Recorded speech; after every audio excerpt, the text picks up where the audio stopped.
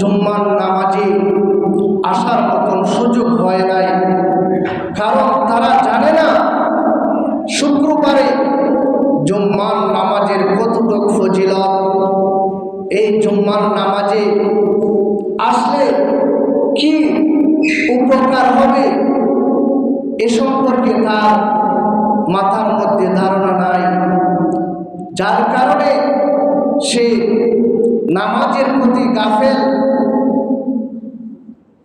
ইলমের ব্যাপারে গাফেল, কোরআন হাদিসের ব্যাপারে গাফেল। এই জন্য আল্লাহ পাক রব্বুল আলামিন এই দুনিয়ার মধ্যে কোরআন নাজিল করেছেন, আর এই কোরআন নাজিলের শুরুতেই আল্লাহ পাক রব্বুল আলামিন বলেছেন ইকরা, পড়ো। কি পড়তা?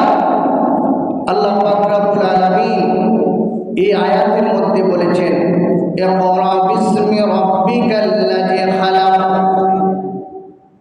পড়ো তোমার প্রভুর নামে যিনি তোমাদেরকে সৃষ্টি করেছেন। চিৎকার দিয়ে বলুন না সুবহানাল্লাহ। আল্লাহ পাক রব্বুল আলামিন পড়ার জন্য বলেছেন। ও দুনিয়ার মানুষ, কিন্তু আমরা পড়তে জানি না। আল্লাহ চক্ষু দিয়েছেন, বিবেক দিয়েছেন, জ্ঞান দিয়েছেন, কিন্তু তোমার পার্সোনাল জ্ঞান নাই, যার কারণে চক্ষু থাকা